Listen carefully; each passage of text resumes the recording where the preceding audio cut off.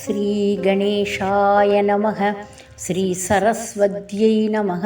ஸ்ரீ குருப்யோ நமக. இன்று ஸ்ரீ தத்தாத்திரேயரின் சுயசரிதம் 28வது நாள் பாராயணம். நாமதாரகன் சித்தன் காலடியில் பணிந்து, சித்தனே, உங்கள் புனித பாதங்களை தொட்ட மாத்திரத்திலேயே நான் மெய்ஞானம் பெற்று என் மனம் பரமாத்மாவோடு ஐக்கியமடைந்து விடுகிறது. குரு காணுகாபுரத்திற்கு வந்ததாக கூறினீர்கள். அதன் பிறகு நடந்த சரித்திரத்தை கூறுங்கள் என்று கேட்க, சித்தன் கூறுவானாயினார். குழந்தாய், உன்னிடம் நற்குணங்கள் நிறைந்து இருக்கின்றன. நீர் அருள் பெற்றவன். உனது வாழ்வு அர்த்தமுள்ளதாகிவிட்டது. குரு சரித்திரம் கேட்கும் உனது வாழ்வு அர்த்தமுள்ளதாகிவிட்டது. குரு சரித்திரம் கேட்கும் உனது ஆர்வத்தால் உனது விருப்பங்கள் யாவும் நிறைவேறிடும். குருபிரான் பீமா நதியும் அமரஜா நதியும் சங்கமிக்கும் இடத்திற்கு வந்து அங்கு தங்கியிருந்தார். இந்த சங்கமம் புனிதமான ஸ்தலமாகும். இந்த புண்ணிய ஸ்தலத்தின் புனிதத்தை சாதாரண மனிதர்களும் அறிந்து கொண்டு புண்ணியம் பெற வேண்டும் என குரு விரும்பினார். அதனாலேயே குரு இந்த அமரஜா சங்கமத்தில் தங்கினார். குரு அங்கு இரகசியமாக தங்க விரும்பினாலும் சூரியனின் ஒளியை மறைக்க முடியாதது போல் அவரது ஒளியும் மறைக்க முடியாததாக இருந்தது. அவர் சங்கமத்தில் தங்கி பகலில் பிக்ஷைக்கு காணுகாபுரம் செல்வார். அந்த கிராமத்தில் ஒரு அக்ரஹாரம் இருந்தது. அங்கிருந்த பிராமணர்கள் செல்வந்தர்களாக இருந்தனர். அவர்களிடையே ஒரு சொத்து நிலம் எதுவும் இல்லாத ஒரு ஏழை பிராமணனும் இருந்தான். அவனிடம் குரு கறவையற்ற எருமை மாடு இருந்தது. அவன் அந்த மாட்டை உரமேற்றி வருவதற்கு வாடகைக்கு விட்டு அந்த வாடகையில் தன் ஜீவனம் நடத்தி வந்தான்.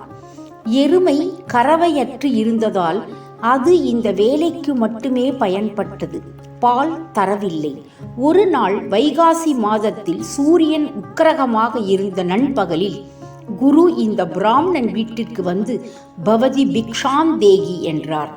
கிராமத்தில் செல்வந்தர்களான பிராமணர்கள் பலர் இருந்தனர்.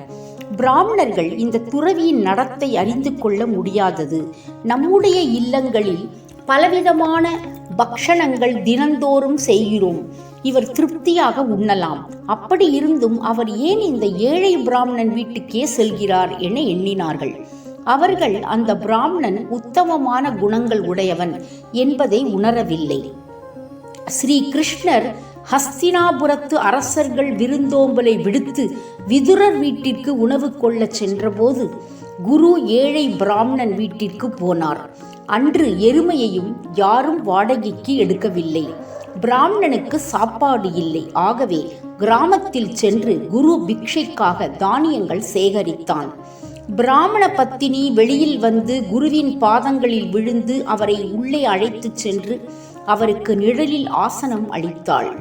அவள் கைகளை கூப்பி அவரிடம், ஐயனே, எங்களை பொறுத்தருள வேண்டும். என் கணவர் கிராமத்திற்கு உணவு கொண்டு வரச் சென்றிருக்கிறார். அவர் விரைவிலேயே திரும்பி வருவார். அவர் வந்ததும் உங்களுக்கு பிக்ஷை அளிக்கிறேன். அதுவரை கொஞ்சம் நிழலில் ஓய்வெடுங்கள் என்றாள். குரு புன்னகை புரிந்து அவளிடம், அம்மா, ஏன் மாட்டின் பால் கறந்து எனக்கு தரக்கூடாது என்று கேட்டார். பெண்மணி, குருவே, இந்த எருமை கறவை நின்று போனது. அது மிகவும் வயதாகி பல்லெல்லாம் போயிருக்கிறது. பிறவியிலிருந்தே அது கறவையற்று இருக்கிறது. அது ஒரு முறை கூட கன்று போட்டதில்லை. ஆகவே நாங்கள் இந்த எருமையை வாடகைக்கு விட்டு வாடகை பணத்தில் ஜீவனம் நடத்துகிறோம் என்றாள். குரு திடமான குரலில், அம்மா, போய் பால் கறந்து எமக்குத்தா என்றார். இந்த வார்த்தைகளை நம்பி அவள் பாத்திரம் எடுத்துக்கொண்டு எருமையிடம் பால் கறக்கச் சென்றாள். எருமை 2 பாத்திரம் நிறைய பால் கொடுத்தது. பெண் பாலை காய்ச்சி குருவிற்கு பிக்ஷையாக அளித்தாள். குரு பாலை அறிந்து அவளுக்கு அருள் புரிந்தார். அம்மா, லக்ஷ்மி தேவி எப்பொழுதும் உன் வீட்டில் தங்கியிருப்பாள். உனக்கு எப்பொழுதும் லக்ஷ்மி கடாட்சம் இருக்கும். இப்படி கூறி குரு சங்கமத்திற்கு திரும்பினார். குரு சென்றதும் பிராமணன் வீட்டிற்கு திரும்பினான். அவன் மனைவி அவனிடம் எருமை குரு அருளால் பால் கொடுத்ததை சொன்னான். பிராமணன் பத்தினியிடம், நமது வறுமையின் காரணமாக இருந்த நம் பாவங்கள் குருவருளால் அழிந்துவிட்டன, நமது விருப்பங்கள் யாவும் நிறைவேறின, நாம் சென்று அவரை வழிபடுவோம். பிராமணனும் அவன் பத்தினியும் சங்கமத்திற்கு சென்று குருவை வழிபட்டனர். குரு அவர்களுக்கு அருள் புரிந்தார். அதனால் பிராமணன் செல்வ செழிப்புற்றான். சிறந்த மக்களும் அவனுக்கு பிறந்தனர். ஓ நாமதாரகா, குரு அருள் பெற்றவர்களிடம் துரதிர்ஷ்டம், வறுமை, துயரம் ஆகியவை எப்படி அணுக முடியும்?